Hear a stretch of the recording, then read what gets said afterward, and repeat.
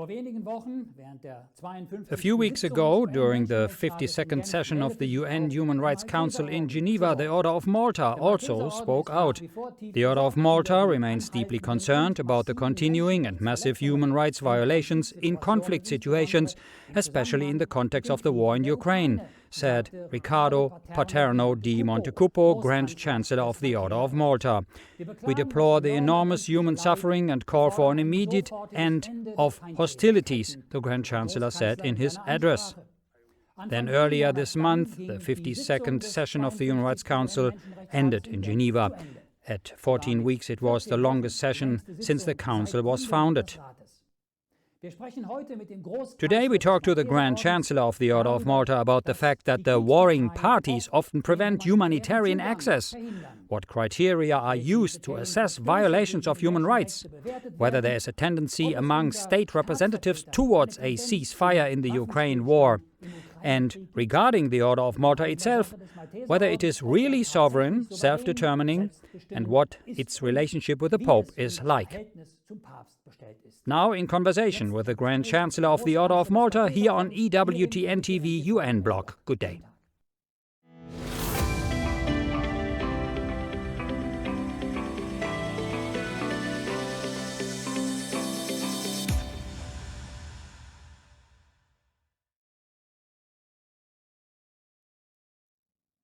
The Sovereign Order of Malta had elected a new leadership in January this year.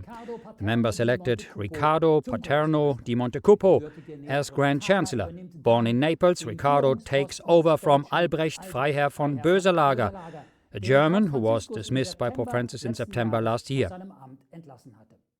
I'm now pleased to be joined in Rome by the Grand Chancellor and Foreign Minister Riccardo Paterno di Montecupo. Good afternoon, Your Excellency. Morning.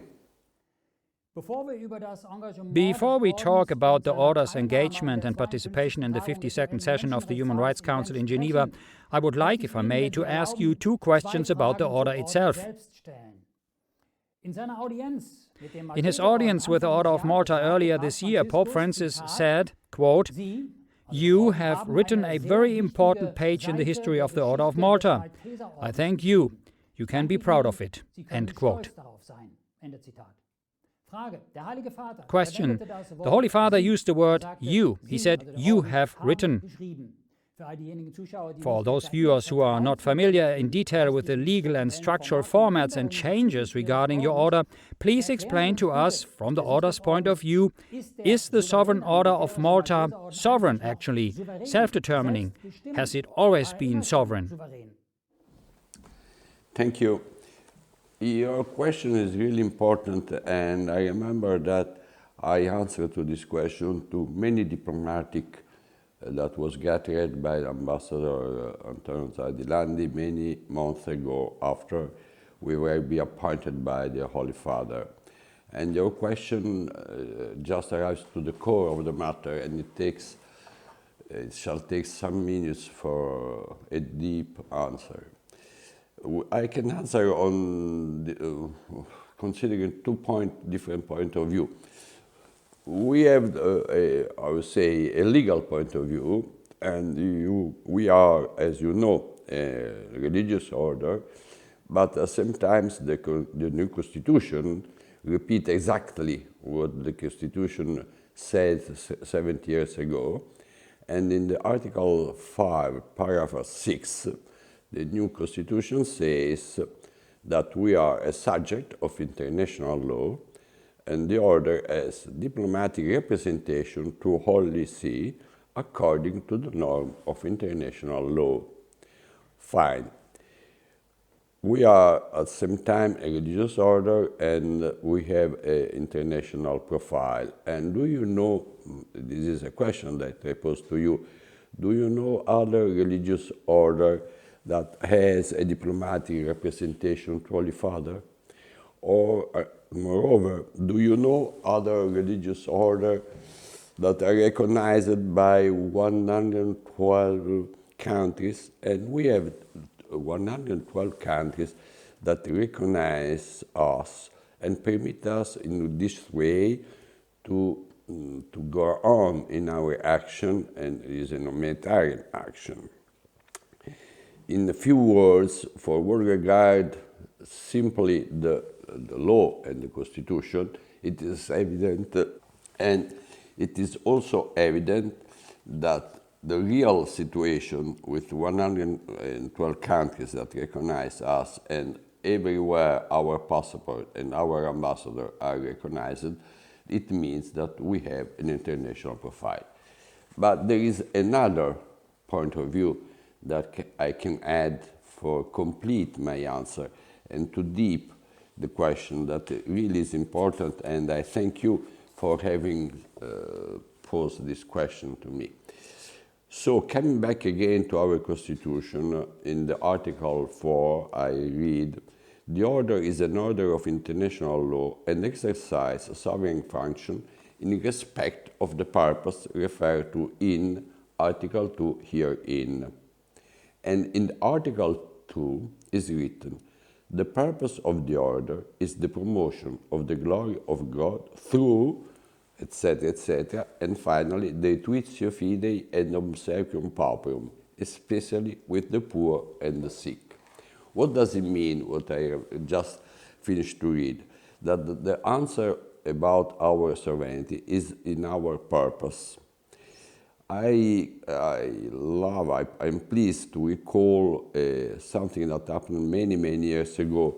At the end of the Second World War, the Nuncio Apostolico in Berlin, Monsignor Cesare Orsenico, after the end of the Second War and the fall of the Nazi regime, helped in a very evident way, in a very strong way, whoever was in need in that country, in that city that was destroyed by the bombs and the end of the war. At a certain moment, a general of the Red Army asked to the nuncio, asking him to clarify to whom and to which government he was accredited. And his answer was very simple but very efficient, because he replied, "I am accredited to Her Majesty the human misery." And this answer was so strong that for what regard his works, it was permitted to him to go on without any problems, and he went on in helping whoever was in need. But the same words can have the same meaning for our order, because our sovereignty, our international profile, is because we serve the cause of human misery and human sickness and the human need. And we do this without any personal agenda.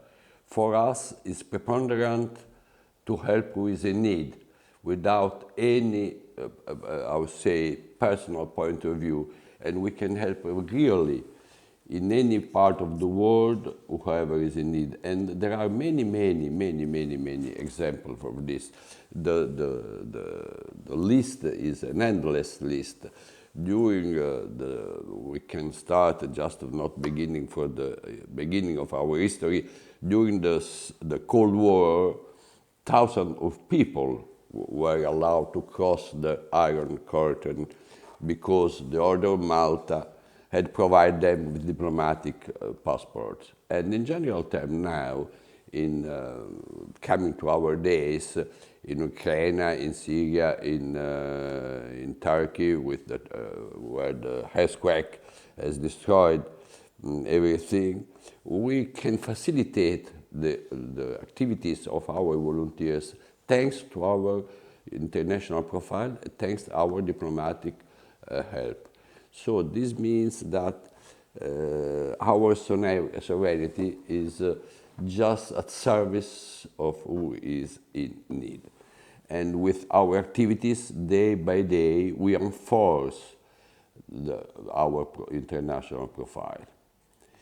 But we can also add something else, because we do this, as I can, if I have the occasion to recall to you, we do these things with everybody, and regardless to religion or the belief or the region from which they arrive, everyone is in need. And so this means that we have our agenda. I think that this can give you a sufficient,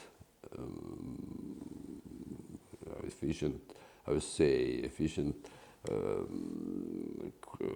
question, sufficient elements to make you understand our thought and what we think about our international profile. Yes, and Pope Francis also addressed the issue of the Order's sovereignty at the meeting on January 30 this year, noting that it is a very special sovereignty, assumed over the centuries and confirmed by the will of the popes. It enables you to make generous and demanding gestures of solidarity, placing yourself close to those most in need under international diplomatic protection, the Pope added. So your relationship with the Holy Father is good, I take it. Thanks. This is a very good question again. At the end of the long process of renewal of the Order, the Holy Father did something for which the Order will always be grateful to him. We have now a new constitution, a new code, and this constitution and this code, again, our religious profile is put at the center of our life. And therefore, at the center of our life, there are again our professing members. We can understand that in the world there are many organizations that are they do many things and good things in every part of the world. But the difference is between them and our order is our order, when it's practiced and is in his activities, he does everything with the eyes turned toward the sky. And I can assure you that this change the approach with which we operate, because we don't help just the body, but also the soul, the heart, and the mind of who is in need. And as the Holy Father has underlined and reinforced all this, I think that the Order of Malta has just and simply say to the Holy Father, thank you. Let us talk now about your important work in the field of humanitarian aid. At the 52nd session of the UN Human Rights Council in Geneva, you said in relation to the war in Ukraine, all parties must fulfill their obligations under international humanitarian law and human rights law and ensure access for humanitarian assistance.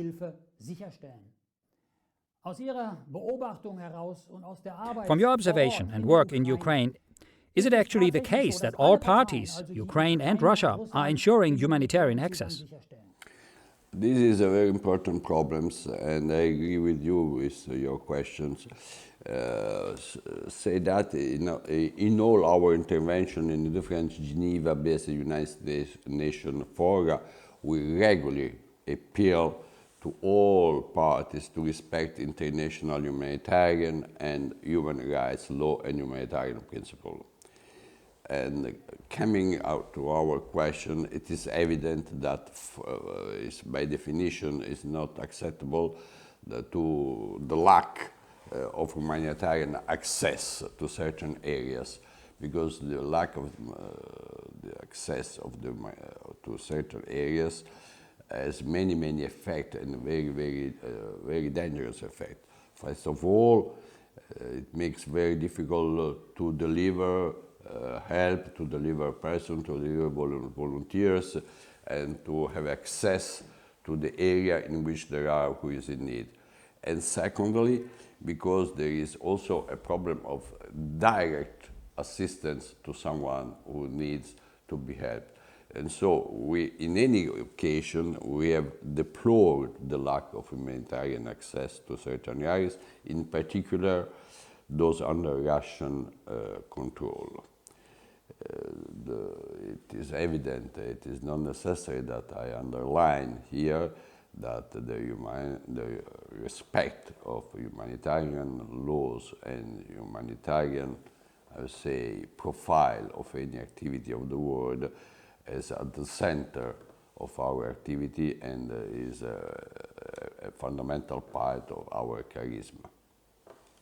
You also said at the Human Rights Council meeting that the Order of Malta protects human rights and deals with human rights violations around the world. Can you briefly explain how to assess if it is a human rights violation? What are your criteria? Your question is not very, at the same time, it's easy to answer and it's very difficult to answer. It's easy to answer because it is evident that everyone has a personal yardstick to judge if some behavior is against or in favor of human rights, if violates human rights or don't violate. At the same time, it is evident that anyone who overwhelms a defenseless violates human rights. So for a certain point of view, it's very easy to say this action could violate human rights. But moreover, I can add that the fable of the wolf and the lamb is always valid. So the meaning of the fable is very well known, that the meaning is that there are who try to oppress the defenseless with false pretext, just to arrive to the goal to destroy them. And so in the normal world, it's very easy to understand if there is a violation of human rights. At the same time, it's very difficult to answer precisely to your question because there is not a precise yardstick, and so the gray area are many and very evident. In this case, of course, we evaluated on the spot by our teams inside within the multilateral human rights mechanism. And so the Human Rights Council, and in this place, we discuss with them, and we take part to the discussion, and we can decide case by case if there is a very evident violation of human rights or not. You personally meet with many ambassadors and diplomats from all parts of the world. On the basis of such meetings, how do you assess the trends? Is everyone in favor of a ceasefire and eventually peace in the Ukraine war? Again, the Order of Malta underlined in any occasion the respect of humanitarian international law and the protection of the vulnerable people. And again, I want to underline that we have our agenda or political agenda or economic agenda. And so again, in this case, we are in favor, of course, of the peace. And as Pope Francis repeatedly stated in his appeals in every part of the world, necessary again to try to reach as soon as possible the peace, but it's necessary at the same time to reach a peace that can last in the time, because in our idea, in our heart, it's necessary to find a solution that can really protect everybody and can really put the world end to this terrible moment. In March, Pope Francis said regarding the Ukraine war that the conflict was fueled by imperial interests, not only of the Russian Empire, but also of empires from other countries. He agreed to speak with Russian President Vladimir Putin to call for peace. And in his Easter message, Pope Francis prayed that the Ukrainian people would be supported on their path to peace. The Pope also wished for the Easter light to shine on the citizens of Russia. Thank you for watching. God bless you.